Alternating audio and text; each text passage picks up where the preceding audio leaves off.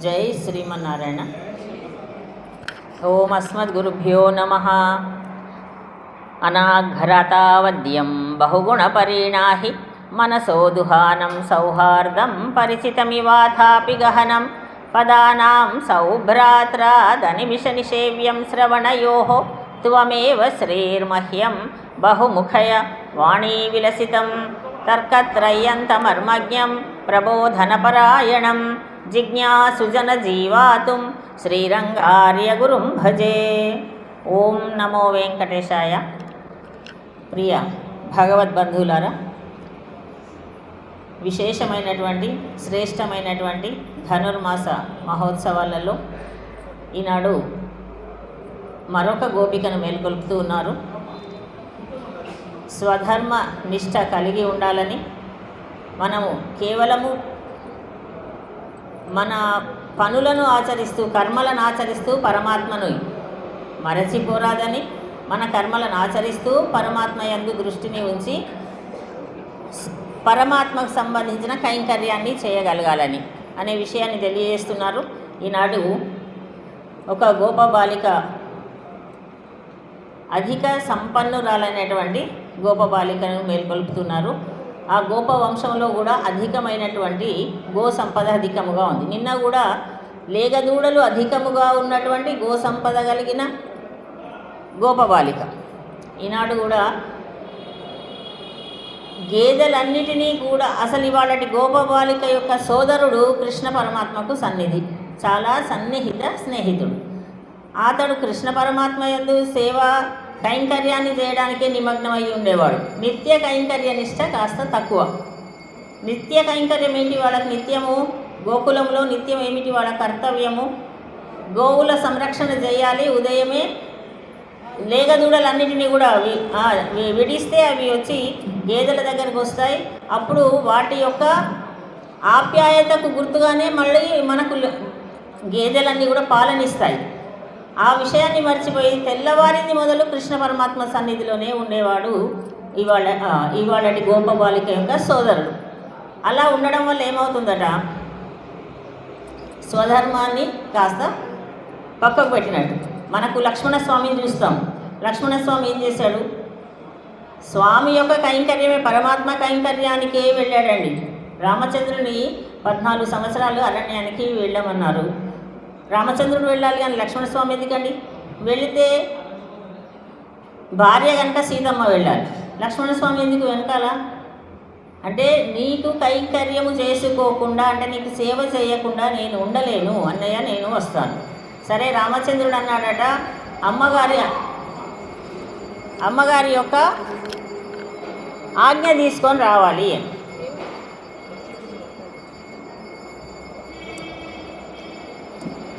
తల్లి దగ్గరికి వెళ్ళాడండి, సుమిత్రాదేవి దగ్గరికి వెళ్ళి లక్ష్మణస్వామి, అమ్మ నేను ఇలా అన్నగారితో వెళ్తాను. సుమిత్రాదేవి ఏమన్నది? నువ్వెందుకు నాయన అరణ్యానికి వెళ్ళడం? నిన్నెవరన్నా వెళ్ళమన్నారా? ఎవరిని వెళ్ళమన్నది? రామచంద్రుని కదా. నువ్వు ఆ అరణ్యంలో ఉండి దండకారణ్యంలో కష్టపడతావు, ఇక్కడే ఉండు హాయిగా, మనకున్నటువంటి సౌకర్యం, రాజభవనంలో ఉండాల్సిన వాడు అరణ్యం ఎందుకు అనిందా? అనలేదండి తల్లి సుమిత్రాదేవి. వెళ్ళు అన్నది. నీవు అందుకే నాకు జన్మించావు అన్నదటండి. గొప్పనైనటువంటి తల్లి ఎవరు అంటే ఈ లోకంలో సుమిత్రాదేవి అని చెప్తారు. సుమిత్రాదేవికి 2 కొడుకులు కదా, లక్ష్మణస్వామి, శత్రుఘ్నస్వామి. అయితే లక్ష్మణస్వామి వెళ్తాను అనగానే ఎటువంటి సంకోచం లేకుండా వెళ్ళు నాయన, కానీ నిరంతరము సేవ చేసుకో.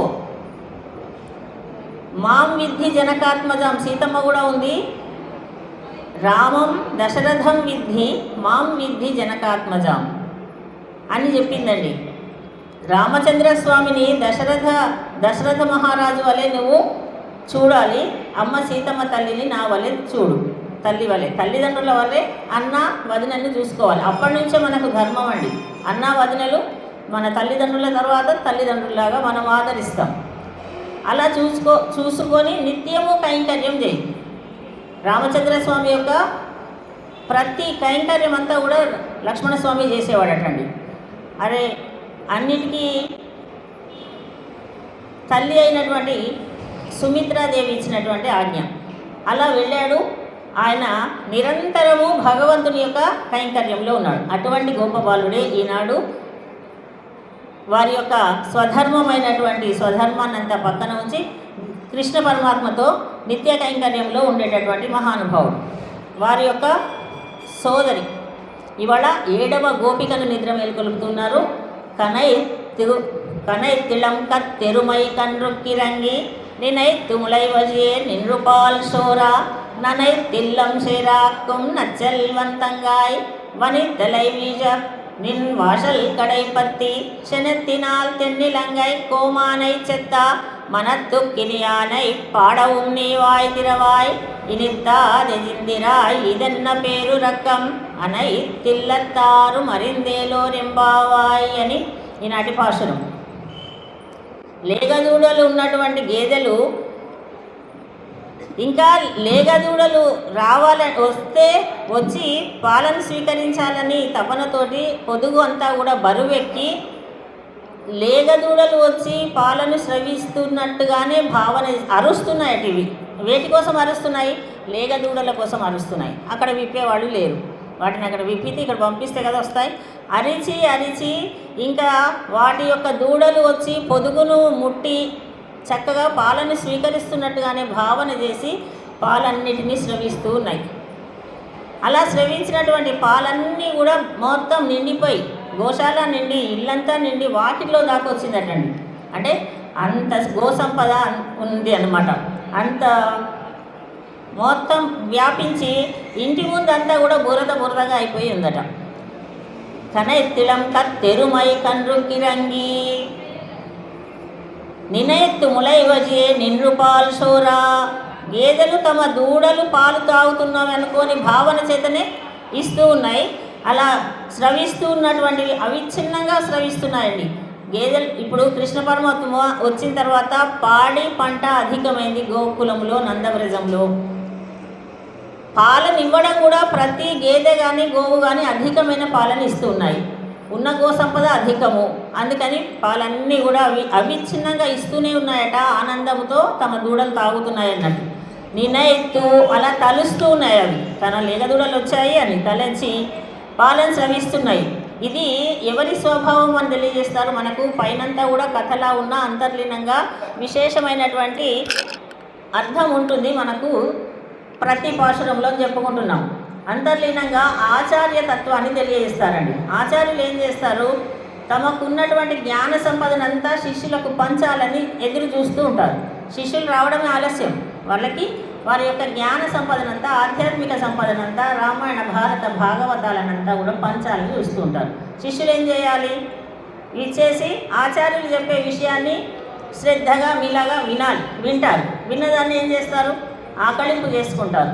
ఆకళింపు చేసుకున్న దాన్ని ఏం చేస్తారు? మర్చిపోతారా? మర్చిపోరు. మీరు మంచివాళ్ళు. మర్చిపోకుండా దాన్ని ఆచరించడానికి ప్రయత్నం చేస్తారు, ఆచరిస్తూ ఉంటారు. అలా ఆచరించినప్పుడు ఏమవుతుందండి?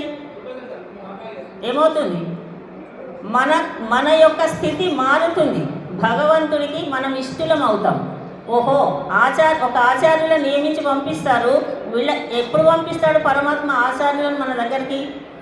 మనకి ఆర్తి ఉంటేనే పంపిస్తారండి. మనకుంది, ఓహో వీళ్ళందరికీ ఆర్తి ఉంది, తెలుసుకోవాలి, ధనుర్మాసము విశేషంగా జరుపుకోవాలనే ఆర్తి ఉందని గ్రహించి కదా మన ఏడుకొండల వాడు వెంకటేశ్వర స్వామి ఈ దాసురాల్ని ఇక్కడికి పంపించింది. అందుకని పంపిస్తే విన్నటువంటి ఆ జ్ఞానరాశి అంతా కూడా వినాలి. ఆచార్యుల ముఖతః వచ్చేటటువంటి ఇప్పిస్తాడండి. ఆచార్యుల్లో కూడా పరమాత్మ ఏం చేస్తాడు? శిష్యుల యొక్క ఆర్తిని గ్రహించి వారికి కూడా మంచి జ్ఞానశక్తిని ఇంకా ఇప్పిస్తూ ఉంటారు. ఆ ఇచ్చినటువంటి జ్ఞానరాశిని ఎవరు దాచుకోరు. ఆచార్యులు అన్నవాళ్ళు ఏం చేస్తారు? నిరంతరము పంచుతూ ఉంటారు. ఇది ఇక్కడి తత్వాన్ని నిరూపిస్తారు. గేదెలన్నీ వచ్చి పాలన స్రవిస్తున్నాయి అంటే పైపైన కథ, ఎందుకంటే గోకులం కనుక. కానీ ఆచార్యులైనటువంటి వారు పంచేటటువంటి జ్ఞాన రాశిని అందుకోగలగాలి. అందుకున్న దానిని నిక్షిప్తం చేసుకోగలగాలి మనసులో. దానిని మనం ఎంతవరకు వినియోగిస్తున్నాం, వినియోగించినప్పుడు మాత్రమే మన యొక్క నడవడిక మారుతుంది. నడవడిక మారినప్పుడు మాత్రమే పరమాత్మకు ఇష్టలం అవుతాం. ఓహో, వీరు ఈ ధనుర్మాసం వీళ్ళకి సార్థక్యము చేకూర్చింది అని అనుకుంటాడు పరమాత్మ. ముఖంలో దివ్య తిరుముఖ మండలంలో చక్కని చిరునవ్వును మనము దర్శిస్తున్నాం ప్రతిరోజు విశేషంగా జరుగుతున్న ఉత్సవాలలో. అయితే మహిషి అన్నారు ఇక్కడ. మహిషి అంటే ఎవరు? గేదెలను మహిషి అంటారు. మహిషి అంటే మహారాణి అని అర్థం. దేవదేవ దివ్య మహిషి మనం చెప్తుంటాం అమ్మవారికి దేవదేవ దివ్య మహిషి అని. దయామృత వర్షాన్ని కురిపించేటటువంటి తల్లి, దయను ఎల్లప్పుడూ ఇచ్చేటటువంటి గుణము కలిగినవి ఇక్కడ మహిషి అంటే గేదెలు. అవి అందుకని అవిచ్ఛిన్నంగా పాలన ఇస్తూ ఉన్నాయట.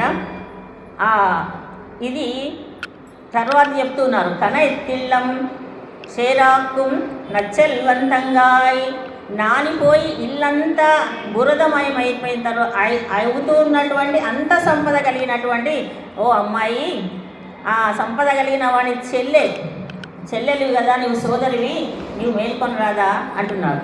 నచ్చెల్వంతంగాయ్, మంచి సంపద. ఏమిటి సంపద? పాడి పంటనే సంపద ఒకప్పుడు. అటువంటి సంపద కలిగినటువంటి వాడి చెల్లెలా అని మేలుకొలుపుతున్నారు వాళ్ళు. అయితే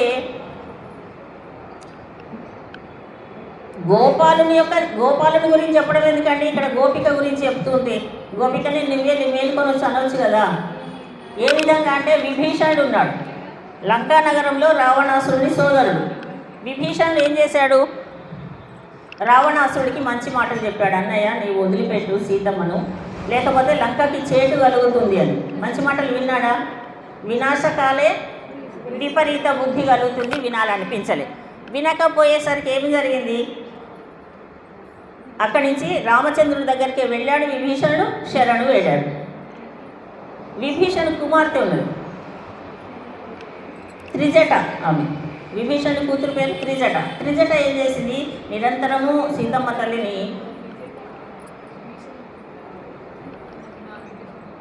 త్రిజట విభీషణుని కూతురు. ఆమె ఎప్పుడు సీతమ్మ వారిని చాలా చక్కగా చూసుకున్నది. అనేక మంది రాక్షసులను చుట్టూ ఉంచినా ఈ అమ్మాయి మాత్రం కాస్త మంచిగా చూసుకున్న అమ్మాయి అనమాట.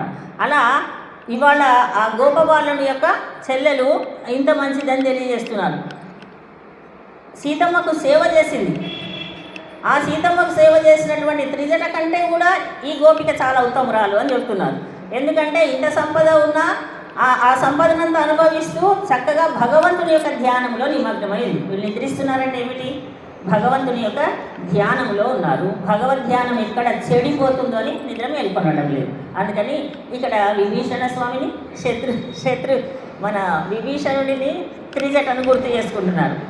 వనిత్తలై అంత గొప్ప నిష్ట కలిగి ఉన్నటువంటి గోపబాలిక, సోదరుని కంటే కూడా ఎక్కువగా నిష్ట. ఇప్పుడు సోదరుడు ఏం చేస్తున్నాడు?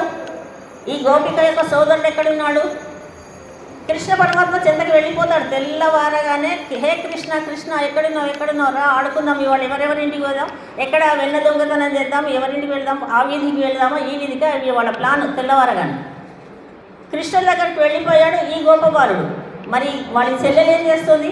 వాళ్ళ సోదరి ఎక్కడికి వెళ్ళలేదండి. హాయి ఇంట్లోనే శయనించి నిద్రించి మనసులో మాత్రం నిరంతరంగా భగవద్ ధ్యానం చేస్తుంది. త్రిజట కూడా అంతే. త్రిజట ఏం చేసింది? సీతమ్మ వారికి సేవ చేస్తూ అక్కడే ఉంది. కానీ విభీషణుడు ఏం చేశాడు? నేను ఎన్ని మంచి మాటలు చెప్పినా వినడం లేదని అక్కడి నుంచి వచ్చి రామచంద్రుని శరణు వేడాడు. నేరుగా పరమాత్మ దగ్గరికి వెళ్ళకున్నా హాయిగా ఇక్కడ ఉండి సేవ చేసుకుంటూ ఉన్నటువంటి గోపబాలిక. ఆ విషయం చెప్తున్నారు. చిన్నత్తినాల్ వనిత్తలే వీజనిన్ వాషల్ కడైపత్తి. అమ్మ వాతావరణం ఎలా ఉంది? అద్భుతమైనటువంటి ధనుర్మాస కాలంలో వాతావరణం ఎలా ఉంది? ఇప్పుడు మంచు కురిసేటటువంటి కాలం. మంచుతో పాటుగా పర్జన్యుడు అనే వర్షదేవుడిని మొన్న ఆరాధించారు కదా వీళ్ళందరూ. ఒకసారి వెళ్ళి వద్దామని అప్పుడప్పుడు పర్జన్యుడు కూడా వస్తున్నాడు మన దగ్గరికి. విశేషంగా జరిగేటటువంటి భగవంతుని యొక్క ధనుర్మాస కాలం అని దర్శించాలని అందరూ దర్శిస్తారటండి. భగవత్ కార్యం అంటే ధనుర్మాస కాలం అంటే అందరికీ ఇష్టం. ఏమని తెలియజేశాడు కృష్ణ పరమాత్మ? మాసానాం మార్గశీర్ష అహం. నేనే అండి మార్గశీర్ష మాసం అన్నారు కనుక అందరికీ ఇష్టం. చూడండి అనేక భక్తి సంఘాలు, ఇందాక అయ్యప్ప స్వాములందరూ వచ్చారు. ఏదో ఒక రకంగా భక్తిని కలిగి ఉండేటటువంటి కాలం ఇదంతా. ఆధ్యాత్మికత అనేటటువంటి చిగురించే కాలం అన్నమాట ఇది. అందుకని అంటున్నారు మేమంతా కూడా ఇంత గొప్పనైనటువంటి ఈ కాలంలో ఎక్కడికి వచ్చాం? ఇక్కడ ఎలా ఉంది వాతావరణం? వనిత్తలై వీజని వాషల్ కడై పత్తి, పైనుండేమో మంచు కురుస్తుందమ్మా. పోనీ మీ వాకిట్లోకి వచ్చి నిల్చున్నాం, కిందంతా ఎలా ఉంది? బురద. ఏమి బురద? పాలతో క్షీరములతో నిండిపోయిన ఉన్నటువంటి చిత్తడి నేల అంటారు చూసారా, అలా చిత్తడిగా ఉంది కింద. పైనుంచి మంచు కురుస్తోంది, అప్పుడప్పుడు మంచే వర్షంగా కురుస్తోంది. మనకు 4 రోజుల నుండి వర్షమే కదండి. అందుకని అనిపించింది పరమాత్మ వర్ష రూపంలో వచ్చి దర్శనం చేసుకుంటున్నాడు ఈ దివ్యమైనటువంటి భవ్యమైనటువంటి ఈ ఉత్సవాలను. అయితే ఈ మంచులో మేము నిల్చొని ఉన్నాము. ఎంతవరకు నిన్ను మేల్కొల్పాలమ్మా? అమ్మాయి ఉలుకు లేదు, పలుకు లేదు. నిల్చున్న వాళ్ళం ఏం చేస్తున్నాము? నీ ద్వారం ఉంటుంది కదండి, ద్వారానికి పైన ఒక కమ్మి ఉంటుంది. ఆ కమ్మిని పట్టుకున్నాడు. ఎందుకని? జారిపోకుండా. జాగ్రత్తగా ఉండాలి కదా, మరి జారిపోతే అని మీ ఇంటి ముందు నిల్చొని నిన్ను పిలుస్తూ భగవన్నామాన్ని ఒకవైపు భగవన్నామ సంకీర్తన ఆపేస్తారా మన వాళ్ళు? ఆపరు. భగవన్నామ సంకీర్తన చేస్తూ నిన్ను మేల్కొల్పుతూ పైన కమ్మిని పట్టుకొని ఉన్నాం. వనిత్తలై వీజ నిర్వాషల్ కడై పత్తి, మంచు తలపై పడుతోంది, కిందనేమో చిత్తడి నేల, ద్వారం కండిని పట్టుకొని ఉన్నాం. శనత్తినాల్ తెన్నిలంగై కోమానై చెత్త మనత్తు కినియానై పాడవం నీ వాయి తిరవాయి. మేము భగవన్నామాన్ని పాడుతూ ఉన్నాం, నిన్ను మేల్కొలుపుతూ ఉన్నాం. ఇంత చిత్తడిగా ఉంది నేల, పైనుండి మంచు కురుస్తోంది. ఇంత అవస్థ మేము పడుతూ ఉంటే నీవు ఒక్క మాట ఉలుకు లేక పలుకు లేక నిద్రిస్తున్నావా అంటున్నారు. నీ వాయి తిరవాయి. వాయి అంటే నోరు. నీ నోరు తెరవచ్చు కదమ్మా, నోటి ముత్యాలు ఏమైనా రాలిపోతాయా? వస్తున్నానరా ఉండండి, లేదు లేస్తున్నాను, ఇంకొక 5 నిమిషాలు, ఏదో ఒకటి చెప్పాలి కదండి. ఏది మాట్లాడకుండా ఉంటే ఎన్నో అర్థాలు వస్తాయట కదా. ఏమి మాట్లాడకుండా వస్తాయి? గంభీరంగా ఉన్న సభలో లక్ష్మణస్వామి ఒకసారి నవ్వాడు. రామచంద్రస్వామికి పట్టాభిషేకం జరుగుతుంది. 14 సంవత్సరాల వనవాసం పూర్తయింది. అందరూ అక్కడి నుంచి ఇక్కడికి వచ్చారు. పట్టాభిషేకం అంటే అందరూ వచ్చి కూర్చున్నారు. లక్ష్మణస్వామి నీకు యువరాజ పట్టాభిషేకం వద్దన్నాడు. నిత్య కైంకర్యానికి దూరం అవుతానని, నాకు ఎటువంటి ఉద్యోగము వద్దన్నాడు. నీ దగ్గర కైంకర్యం చేస్తుండాలని. సరే అందరూ కూర్చున్నారు. సభ జరుగుతుంది. ఉండి ఒక్కసారి లక్ష్మణస్వామికి నిద్ర వచ్చిందండి. ఇలా కూరికాడు, నవ్వాడండి. ఈ సభలో ఎవరు నవ్వడం లేదు. అక్కడ జరిగిన విషయాలు అవన్నీ చెప్తున్నారేమో రామచంద్రస్వామి. అందరూ చాలా గంభీరంగా వింటుంటే లక్ష్మణస్వామి ఒక్కసారి నవ్వాడు. నవ్విన వెంటనే చూడండి, అందరి మనస్సులలో ఒక్కొక్క భావన. సీతమ్మ వారు అనుకుందట, లక్ష్మణస్వామి నన్ను చూసే నవ్వాడు. ఎందుకంటే ఇన్ని రోజులు రావణాసుడి దగ్గర ఉండి వచ్చింది, అమ్మ సింహాసనం పైన కూర్చుంది చూడు అని నవ్వి ఉంటాడు. ఇలా అందరూ, భరతుడు అనుకున్నాడట, యువరాజ పట్టాభిషేకం అనగానే వచ్చాడు ముందుకి అని నన్ను చూసి నవ్వాడా? లేదు, రామచంద్రస్వామి కూడా అనుకున్నాడట, ఇన్ని రోజులు లంకలో ఉన్నటువంటి తల్లిని తీసుకొని వచ్చి పట్టాభిషిక్తుడు అవుతున్నాడు రాముడు అనుకున్నాడట. ఇంకందరూ ఆంజనేయ స్వామి అనుకున్నాడు. అందరూ ఇలా మనసులో చింతిస్తున్నారు. ఇంకా అది మనం ఎక్కువసేపు భరించలేం కదా. ఆ బాధ భరించలేక అడిగారట, లక్ష్మణ నీ నవ్వుకి కారణం ఏమిటి కారణం? లక్ష్మణస్వామి చెప్పిన కారణం, అన్నయ్య 14 సంవత్సరాలు అరణ్యమంతా నీతో పాటు తిరిగినప్పుడు ఒక్క క్షణము కూడా నేను నా కను రెప్పలు మూసుకోలేదండి, నిద్ర రాలేదు. కానీ ఇప్పుడు వచ్చి ఈ రాజభవనంలో చక్కగా కూర్చున్న వెంటనే నిన్ను సింహాసనారూఢమైన నిన్ను దర్శించే ఈ సమయంలో నా దగ్గరికి నిద్ర వచ్చింది, అందుకన్నా వచ్చింది అన్నమాట. అందుకని సభ జరుగుతున్నప్పుడు ఎవరన్నా ఆ సభకు వ్యతిరేకంగా ఉంటే మనసు పరిపరి విధాలు పోతుంది. అందుకని మేము ఇంత వచ్చి మీ వాకిట్లో నిల్చొని ఉన్నా నీవు మాత్రం ఉలుకు పలుకు లేకుండా ఉండడం భావ్యం కాదు అంటున్నారు. ఎందుకు నిద్ర ఇన్ని రోజులు ఎందుకు రాలేదండి మరి లక్ష్మణస్వామికి నిద్ర? అరణ్యంలో తిరిగినప్పుడు వచ్చిందట, అక్కడ కూడా నిద్ర, అరణ్యంలో వచ్చింది నిద్ర. ఊర్మిళాదేవి ఏమన్నది, మరి నీవు లేకుండా నేను ఉండడం ఎలా అన్నది. అక్కడ నిద్ర వస్తే నేను కూడా నిత్య కైంకర్యం చేసుకోలేను అని లక్ష్మణస్వామికి. పెరుమాళకు చేసుకునే కైంకర్యం చేసుకోలేను రామచంద్రస్వామికి అనుకొని నిద్రాదేవతను ప్రార్థించాడు. నిద్రాదేవత వచ్చింది, 14 సంవత్సరాలు నా దగ్గరికి రాకు, ఇదిగో మరి ఎక్కడికి వెళ్ళాలి, నీ నిద్రంతా ఎక్కడికి వెళ్ళాలి అని అడిగిందట నిద్రాదేవత. అడిగితే మా భార్య మన దగ్గరికి వెళ్ళని ఊర్మిళాదేవికి ఆ బహుమతి ఇచ్చి వెళ్ళాడు. లేకపోతే నేను ఎలా ఉండగలను అన్నది. తను కూడా ఎలా ఉండగలను, నేను లేకపోతే నేను కూడా వస్తాను అంటే చాలా మంచి ఈ లోకంలో ఉత్తమోత్తమురాలైనటువంటి భార్యామణి ఎవరంటే ఊర్మిళాదేవి. ఉత్తమమైన తల్లి ఎవరంటే సుమిత్రాదేవి. ఎందుకంటే లక్ష్మణస్వామి భగవంతుడికి సేవ చేసుకుంటాను వెళుతూ ఉంటే అడ్డుపడి నేను వస్తానంటే ఇంకెందుకు లక్ష్మణస్వామి వెళ్ళి ఈవిడకేం కావాలో ఈవిడకి తెచ్చేసరికి సరిపోతుంది. అందుకని సరే నాకు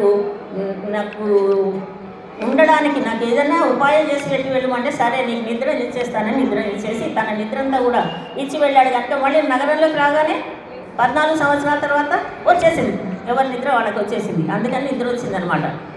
అటువంటి గొప్పనైనటువంటి స్థితిలో రామచంద్ర స్వామికి కైంకర్య నిష్టను కలిగినటువంటి వాడు, భగవంతుడికి సాక్షాత్తు కైంకర్యం చేసుకున్నటువంటి వాడు లక్ష్మణస్వామి అయితే, భక్తుడైనటువంటి భరతుడికి సేవ కైంకర్యం చేసుకున్నవాడు శత్రుఘ్నుడు. ఇద్దరు కొడుకులు కదా సుమిత్రాదేవికి, అందుకని సుమిత్రాదేవి చాలా గొప్పది అంటారు. ఇద్దరు కొడుకులను కూడా ఒక కొడుకుని భగవంతుడికి సేవ చేసేటట్లుగా తయారు చేసింది, మరొక కొడుకుని భాగవతోత్తమునికి సేవ చేసేటట్లుగా మలిచిందనమాట. పుత్రులను తన కన్న పుత్రులను ఇలా పెంచవలెను అని మనకు నిరూపణ చేసినటువంటి తల్లిట. ఎన్ని యుగాలు జరిగినా కూడా ఉత్తమ తల్లి ఎవరు అంటే సుమిత్రాదేవి. సుమిత్రాదేవి అసలు ఎక్కడి తల్లి, ఎవరు ఆవిడ, ఎక్కడ ఉండదండి. కౌసల్య, కైకమ్మ. కౌసల్యాదేవి కోసలరాజు పుత్రిక కనుక ఆమెను కౌసల్య అన్నారు. కేకయ రాజుగారి యొక్క పుత్రిక కనుక కైకమ్మ. మరి సుమిత్ర ఎక్కడ ఉండదండి రామాయణంలో. సుమిత్ర మంచి స్నేహితురాలు ఆవిడ. అంటే మగధ రాజు గారి యొక్క కుమార్తె సుమిత్రాదేవి అంతవరకే ఉంటుంది. మంచి స్నేహితురాలు, అందరితో కలిసిమెలిసి ఉండేదండి. కౌసల్యకి కైకమ్మకి అప్పుడప్పుడు మాటలు ఏమన్నా మనస్పర్ధలు వస్తే రావచ్చు, కానీ సుమిత్రాదేవికి కైకమ్మకు, సుమిత్రకి కౌసల్యకి ఎటువంటి మాట పట్టింపులు రాలేదండి. అంత కలిసిమెలిసి ఉండే తల్లి. లేకపోతే కౌసల్యాదేవి కొడుకైనటువంటి రామచంద్రుడు అరణ్యానికి వెళ్తుంటే నీవెందుకు రా పని లేక ఇక్కడ ఉండక అనొచ్చు కదా, అనలేదండి. వెళ్ళు నువ్వు అందుకే జన్మించావు, వెళ్ళడం కూడా ఎలా వెళ్ళాలి, నిరంతరం సేవ చేసుకో రాముడికి అని చెప్పి పంపించింది. అట్లా ఉత్తమురాలైనటువంటి తల్లి. సినట్టినాల్ తెన్నిలంగై కోమానై చెత్త. దక్షిణం వైపు ఎవరుంటారండి? దక్షిణానికి ఏముంది? మన భారతదేశానికి దక్షిణ దిక్కున ఏమీ కలదు? శ్రీలంక కలదు. లంక ఉంది. ఆ లంకలో ఉన్నవాడెవరు? దుర్మార్గుడు, దుష్టుడైనటువంటి రాక్షసుడు రావణాసురుడు. ఆ దుష్టుడైనటువంటి రావణుని యొక్క తలలు నరికినటువంటి వాడు ఎవరు? రామచంద్రుడు. ఎలా నరికాడు? కోపంతో నరికాడట. కోపంతో లంకాధిపతి అయినటువంటి రావణాసురుణ్ణి సంహరించినటువంటి రామచంద్రుని కీర్తిస్తున్నారు ఈరోజు గోపికలు. మరి కృష్ణ పరమాత్మను కదండి కీర్తించాలి, వాళ్ళు ఎందుకు రాముడిని కీర్తిస్తున్నారు అంటే కృష్ణను కావాలన్నటువంటి తన భక్తులను కాదు కానీ ప్రేయసిని కొద్దిగా కష్టపెడతాడు, వెంటనే రమ్మని రాడు. అందుకని కొద్దిగా ఇవాళ మాత్రం రాముడిని కొలుద్దామని వాళ్ళు రాముడిని కొలుస్తున్నాడు. మరి రాముడు ఏం చేశాడు? సీతమ్మ వారు 10 నెలలు అరణ్యంలో ఉంటే సరిగా ఆహారం కూడా స్వీకరించలేదు, కంటికి 7 ధారలుగా దుఃఖిస్తూనే ఉన్నాడండి. అటువంటి తండ్రి మన దుఃఖాన్ని చూసి వెంటనే కరిగిపోతాడు, దయాసముద్రుడైనటువంటి రాముడు అని ఇవాళ రామచంద్ర స్వామిని కీర్తిస్తున్నారు. కృష్ణుని కాకుండా రాముడిని కీర్తిస్తున్నాం. ఎంత గొప్పవాడు రాముడు చెప్తున్నారు. లంకాధిపతి, లంకా నగరానికి రాజైనటువంటి రావణాసురుడిని క్రోధముతో వెంటనే వెళ్ళి వాడి 10 తలలను కూడా నరికినటువంటి రామచంద్రుడికి కీర్తిస్తున్నా కూడా నీకు మేల్కొనడం లేదు అని. రామచంద్రుడికి కోపం కలిగిందని ఎప్పుడన్నా కోపం వచ్చిందా? స్మిత భాషిత్వం కలిగినటువంటి వాడు కదా రాముడు, కోపమే లేదు. వాల్మీకి మహర్షి మొట్టమొదలు నారద మహర్షిని కొన్ని ప్రశ్నలు అడిగారు శ్రీమద్ రామాయణంలో. ఏం ప్రశ్నలు అడిగారు? ఎవరి గురించి రాయాలని అంటే అడిగారు. ఆ ప్రశ్నలలో 16 ప్రశ్నలు ఉత్తమమైనవి. మానవుడికి ఉండవలసినటువంటి లక్షణాలు ఒక 16 ఉంటాయట. ఆ 16లలో కోపం లేనివాడనే ఉంటుంది. జితక్రోధ అని పేరు. కోపం ఏమాత్రము లేనటువంటి వాడు రామచంద్రస్వామి. ఎప్పుడూ కోపం రాదండి. ఎవరికి ఏది అడిగినా అది లేదనకుండా వెంటనే ఇచ్చేస్తుంటాడట. అందుకని ఏం చదువుతాం మనం? ఆపదాం అపహర్తారం దాతారం సర్వసంపదాం లోకాభిరామం శ్రీరామం భూయో భూయో నమామ్యహం. ఒక్కసారి కాదండి, రామచంద్రస్వామికి కూడా మన గోధుమ వలనే భూయో భూయో నమామి, మళ్ళీ మళ్ళీ మళ్ళీ మళ్ళీ నమస్కరిస్తామండి. ఎందుకు అంటే ఆపదలను తొలగించువాడు. ఆపదాం అపహర్తారం అనేవి ఆపదలను తొలగించువాడు. ఆపదాం అపహర్తారం దాతారం సర్వసంపదం. దాతారం అంటే ఇచ్చువాడు. ఏమిస్తాడు? సర్వసంపదలు. ఇప్పుడు మనకున్న ఆపద తొలగిపోయింది. ఇక్కడ ఇంత ఆపద ఉంది. ఈ ఆపద తొలగిపోతే ఇక్కడ ఉన్న ఖాళీ స్థలాన్ని పూర్తి చేస్తాడు. మీకు ఎంత ఆపద తొలగిపోయిందో అంత సంపదనిస్తాడు వెంటనే. అంత సులభమైన దైవం. దాతారం సర్వసంపదం. అటువంటి లోకాభిరాముడైనటువంటి రామచంద్రస్వామికి భూయ భూయ అంటే మరలా మరలా మళ్ళీ మళ్ళీ నమస్కారం నమస్కారం అని తెలియజేసుకుంటుంటాం మనం. అటువంటి రామచంద్రుడిని మేము కీర్తిస్తుంటే ఇంకా నువ్వు వెళ్ళికొనవా అంటున్నారు. నిత్తాన్ ఎజిందిరాయ్, లేచి రావమ్మా, ఇంకా లేవడం లేదు అంటున్నారు. అనై తిల్లత్తారం అరిందు. సరే, ఈ విషయం అందరికీ కూడా తెలిసిపోయిందమ్మా. ఎవరికి తెలిసింది?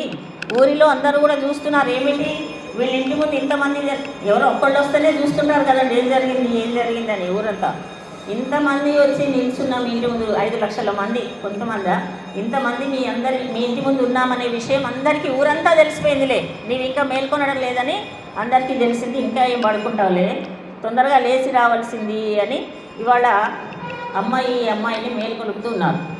ఇందులో మనకేం తెలియజేశారు? ద్వారం అని చెప్పారు. ఏమిటి ద్వారం? ద్వారంలో పైకమ్మిని పట్టుకున్నాము అన్నారు. ద్వారం యొక్క విశేషాన్ని తెలియజేస్తారండి. ద్వారం అంటేనే ఒక మంత్రం ఉంది మనకు, విశేషమైనటువంటి మంత్ర రాజము, 8 అక్షరములు కలిగినటువంటి మంత్రము. దానికి అష్టాక్షరి మంత్రం అని పేరు. ఆ అష్టాక్షరి మంత్రం వేదంలో నుండి ఉద్భవించింది. వేద సారం అంతా ఎక్కడ ఉంది అంటే 8 అక్షరములలోనే ఉంది అని తెలియజేస్తారు మనకు. అదే ఓం నమో నారాయణాయ అని 3 పదములు కలిగినటువంటి 8 అక్షరములు కలిగినటువంటి దివ్యమైన మంత్రం. మంత్రం అంటే అర్థం ఏమిటి? మంత్రం అంటేనే మంతారం త్రాయతే ఇది మంత్ర అని. ఎవరైతే మననము చేస్తూ ఉంటారో వారిని రక్షించి కాపాడునది అని. అందుకనే ఈ మంత్రమును ఆచార్యుల ద్వారా స్వీకరిస్తాం. నిన్న చెప్పుకున్నాం కదా, ఆచార్యుల ద్వారా తీసుకున్నటువంటి గొప్పనైనటువంటి మంత్రరాజం ఈ మంత్రం. ఈ మంత్రం యొక్క విశేషమే ఈనాటి పాశనంలో తెలియజేస్తారు. ఏం చెప్తారు? ద్వారం అంటేనే అర్థం ఏమిటి అంటే మంత్రం. ఈ మంత్రం కూడా ఏమి ఇస్తుందండి? అన్నీ ఇస్తుందంటే మేము ఎప్పటి నుంచో ఎప్పుడో సమాశ్రయణాలు స్వీకరించి మంత్రాన్ని అనుసంధానం చేయాలి. ఆచార్యుల ద్వారా స్వీకరించిన తర్వాత నిరంతరము ఆచార్యులు ఎప్పుడెప్పుడు స్మరించమని చెప్తారు అప్పుడు స్మరించవలసినటువంటి మంత్రరాజం. మేము ఎప్పుడో తీసుకున్నాం మాకేం సిద్ధించడం లేదని కాదండి, తప్పనిసరిగా జరిగి తీరేటటువంటి విశేషమైనటువంటి మంత్రం. ఐహలౌకికం ఐశ్వర్యం స్వర్గాద్యం పారలౌకికం కైవల్యం భగవంతంచ మంత్రోయం సాధయిష్యతి అని చెప్పారు. ఐహలౌకికం ఐశ్వర్యం, ఈ లోకంలో ఉన్న ఐశ్వర్యం అంతా కూడా నీకు లభిస్తుందండి. ఐహలౌకికం ఐశ్వర్యం స్వర్గాద్యం పారలౌకికం. వేరేగా లేదండి నాకు స్వర్గమే కావాలనుకుంటే స్వర్గమే వస్తుంది, లేదండి నాకు కైవల్యం కావాలండి. కైవల్యం అంటే ఏంటి తెలుసా అండి? కైవల్యం అనేది ముక్త్య. కైవల్యం అనే దానిని మన వాళ్ళు ఎక్కువగా కోరుకోరు సంప్రదాయస్తులు. కైవల్యం అంటే ఒక్కడే ఉండేటటువంటి స్థితి అట. ఎప్పుడు వస్తాయి ఇవన్నీ? ఈ జన్మ అనంతరం వచ్చేటటువంటివి. ఒక్కడే ఉంటాడు, ఇంకా అక్కడ ఇంకెవ్వరు ఉండదు కూడదండి. నేను ఒక్కడనే ఉండాలనుకుంటే కైవల్యం. ఎందుకు అది మనకు? అందుకని మన వాళ్ళు ఏం చెప్తారు, మనం కోరుకోవాల్సింది పరమపదం. సరే, ఐహలౌకికం ఈ లోకంలో ఉండే సంపద కావాలండి, లభిస్తుంది మంత్రం ద్వారానే. కష్టపడాల్సిన అవసరం లేదు. అందుకే మంత్రాన్ని పట్టుకోవాలి, మంత్రాన్ని అనుసంధానం చేయాలి. ఆ మంత్రాన్ని ఏ సమయంలో ఎలా అనుసంధానం చేస్తే ఎంత ఫలితమో తెలుసుకోవాలి, దాన్ని అలా పాటించాలి. ముందు దానిపైన ఏముండాలి? అన్నింటికంటే ముందు విశ్వాసము ఉండవలేను. విశ్వాసం లేకపోతే ఏది జరగదు. ఒక డాక్టర్ గారి దగ్గరికి వెళ్ళి తగ్గుతుందా అని విశ్వాసం లేకుండా వెళితే లక్షల లక్షల ఔషధాన్ని ఇచ్చినా కూడా అది తగ్గదు. ఆ డాక్టర్ గారి మీద విశ్వాసం చాలా ఉంది. ఒక ఒక ఒక ఆయన వెళ్ళాడట, విపరీతమైన నాకు ఇదేంటి ఉదర వేదన అని, కడుపు నొప్పిగా ఉందని వెళ్ళాడు. ఏదన్నట వెంటనే ఇవ్వండి ఔషధం ఇవ్వండి, ఇప్పుడు అన్ని ట్యాబ్లెట్లే కదా, వెంటనే ఇవ్వండి అంటూ వెళ్ళాడట. సరే డాక్టర్ గారు కూడా తీసి ఒక మాత్ర అక్కడ ఉంచాడు. వెంటనే అక్కడ ఉన్నటువంటి ఏదో తీసేసుకున్నాడు, వేసుకుని తగ్గిపోయింది అన్నాడు. తర్వాత వచ్చాడు తెల్లవారు 1-2 గంటల తర్వాత, డాక్టర్ గారు నిజంగా మీ చేయి మంచిది, హస్తవాసి మంచిది అని అందరు చెప్తుంటే విన్నాను, ఎంత మంచిదండి. వెంటనే అసలు వేసుకొని నేను ఇంటికి వెళ్ళాను, నాకు ఎంత కడుపు నొప్పి ఉండేది, మొత్తం తగ్గిపోయింది అని వచ్చాడు. డాక్టర్ గారు ఏదో వెతుక్కుంటున్నారు. ఏం వెతుకుతున్నారండి అంటే, నా కోటుకు ఉన్నటువంటి బటన్ ఇక్కడ పెట్టాను, దొరకట్లేదు. వేసుకున్నావా? నేను ఇందాక ఇచ్చిన ట్యాబ్లెట్ వేసుకున్నానండి డాక్టర్ గారు, తగ్గిపోయింది. అక్కడ చూస్తే ఆ ట్యాబ్లెట్ అక్కడే ఉంది. డాక్టర్ గారు ఇచ్చిన ట్యాబ్లెట్ అక్కడ ఉంది, ఆయన కోటుకు ఉండవలసినటువంటి బటన్ హాయిగా మింగేసాడు, తగ్గిపోయింది. ఇదేమిటి? విశ్వాసం. ఇది విశ్వాసం. మనకి ఎన్ని మంత్రాలు చదివినా, ఎన్ని విష్ణు సహస్రనామ పారాయణాలు ఎన్నిసార్లు చేసినా విశ్వాసం అనేది లేకపోతే ఏది జరగదు. అందుకని మనకు గొప్పనైనటువంటి మంత్రరాజమే అష్టాక్షరి దివ్య మంత్రం. దాని గురించి చెప్పారు. ద్వారం అంటేనే అష్టాక్షరి మంత్రం అని. 2 పక్కలకు ఉండేటటువంటి దాన్ని ఏమంటారు, చేరేడు అంటాం మనమైతే, చేరేళ్ళు కమ్మిలు అంటాం, ఇటు అవేమో దాంట్లో ఎన్ని పదాలు? 3 పదాలు. ఓం నమో నారాయణాయ. ఆ 3 పదాలలో 2 పదాలు ఇటు పక్కన ఉన్నటువంటి కమ్మి. పైన ఒకటి దాన్ని ఏమంటారు, పైన ఉండేటటువంటి దాన్ని, పైన ఒక కమ్మి, కింద ఒక కమ్మి ఉంటుంది. ఇటు ఇట్లా నిలువుగా ఉన్న కమ్మిలేమో నారాయణాయ. పైన ఒకటి ఉంటుంది, కిందికి కూడా ఉంటుంది. మనకు గడప, కింద గడప, పైన కమ్మి, పైన మామిడి ఆకు తోరణాలు కట్టుకుంటాం. ఇవి రెండేమో నమః పదం. నమః అనే పదం కూడా చాలా విశేషమైనది. నమః అంటే అర్థం చెప్పుకుంటున్నాం, ఇదివరకు భాషలో కూడా చెప్పుకున్నాం. మహా అంటే నాది, మహా అంటే నాది, నా కాదు, నా అంటే కాదు. కింద ఉండే కమ్మి మహా నాది, పైది నాది కాదు అనే అర్థం. అయితే ఏది నాది కాదు అనే విషయాన్ని గ్రహించి అంతా కూడా ఎవరిది మరి అంటే నారాయణాయ నమః, నారాయణుని కొరకే కానీ నా కొరకు కాదు అనేటటువంటి సత్యాన్ని గ్రహించడం కోసమని అంతర్లీనంగా ఉన్నటువంటి విశేషమైనటువంటి అర్థం ఈనాడు అష్టాక్షరి దివ్య మంత్రం యొక్క అర్థాన్ని చెబుతూ ఈనాటి గోపబాలికను మేల్కొల్పారు. ఇంత చెప్పిన తర్వాత కూడా లేవకుండా ఉంటారు ఎవరైనా? ఇంకా లేవకుండా ఉంటారా? లేస్తారు. మంచి వాళ్ళు తొందరగా లేస్తారు. మన గోష్ఠి బృందం అంతా కూడా ఎప్పుడూ కూడా మెలకువతోనే ఉంటారు. నిద్రించడం అనేది లేదు. ఎందుకంటే మెలకు అంటే అర్థం ఏంటి, నిద్ర అంటే అర్థం ఏంటి?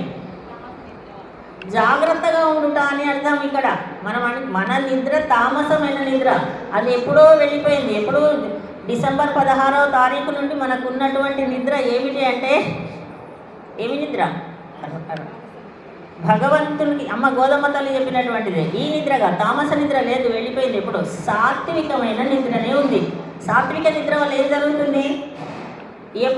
ఎప్పుడు మన దృష్టిలో, మన మనస్సులో ఏముంటుంది? భగవన్నామము, భగవంతుని యొక్క మంత్రము, భగవంతుని యొక్క తిరుపావై సేవాకాలం, ఇవే కదా ఉంటున్నాయి మన మనస్సులో. ఉదయం నిద్ర లేచిన దగ్గర నుండి కూడా ఏమనుకుంటున్నాం? వెళ్ళాలి, కోవెల అనే మాట వచ్చిందంటే భగవద్ నా కోసం సిద్ధమవుతున్నారు వీళ్ళు రావడానికి. మనకు కావాల్సినటువంటి అన్నీ సమకూరుస్తాడండి భగవంతుడే. మనకు అన్ని సమకూర్చి ఇవ్వకపోతే మనం ఏమి చేయలేం. ఇంట్లో అక్కడే ఉన్నటువంటి కాఫీ పొడి డబ్బా దొరకదు, అక్కడే ఉన్నటువంటి చక్కెర డబ్బా దొరకదు, అక్కడే ఉన్నటువంటి స్టవ్ ముట్టించడానికి కావాల్సిన లైటరు దొరకదు. ఆలస్యం అవుతుంది. వీళ్ళు కోవెలకు వెళ్ళాలని త్వరపడుతున్నారు కనుక మన చేతికి అన్నీ దొరుకుతాయి. చూడండి ఒకసారి, మన ఇంట్లోనే ఉంటాయి. పొద్దున్నే అక్కడక్కడే వెతుక్కుంటున్నాం. ఎందువలన అంటే తామస నిద్ర అయితే అలా వెతుక్కుంటాం. తామస నిద్ర అనేది కాదు కనుక 3 గంటలకు లేచినా అందరికంటే ముందు కోవెలకు వచ్చి భగవద్ దర్శనాన్ని దర్శించి అమ్మ యొక్క కృపా కటాక్షాన్ని పొందుతున్నాం.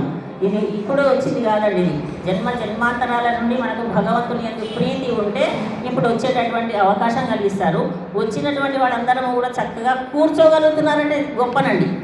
మొదలు కూర్చోవడం గొప్ప, కూర్చోవడమే రాకపోతే శ్రవణం కూడా ఉండదు. కూర్చున్నామంటేనే మనకు 90 మార్కులు వచ్చినట్టే, ఇంకో 10 మార్కులు, ఈ 10 రోజులలో 10 మార్కులు వస్తాయి. చూస్తూ ఉండగా 12 రోజులకు వచ్చేసాం, ఇంకా మిగిలింది సగభాగం. చక్కగా వచ్చేస్తుంది, చాలా వరకు వచ్చేసింది కూడా. అందుకని ఇవాళటి అమ్మాయి చాలా ఉత్తమోత్తమురాలు. స్వామి యొక్క నిరంతర సేవ, స్వధర్మాన్ని విడిచి లక్ష్మణ స్వామి వలె భగవంతునికి నిత్య సేవ చేసుకునేటటువంటి గోపబాలకుడి యొక్క సోదరి అయినటువంటి గోపికని నాటి మేలుకొల్పారు. అందులో అంతరార్థంగా చక్కగా మనకి ఏం తెలియజేశారంటే అష్టాక్షరి దివ్య మంత్రం గురించి తెలియజేశారు. ఆ మంత్రాన్ని మనం కూడా అనుసంధానం చేసుకుంటూ శ్లోకాన్ని పాశురాన్ని ఒకసారి అనుసంధానం చేసుకొని తర్వాత కార్యక్రమంలోకి వెళ్దాం.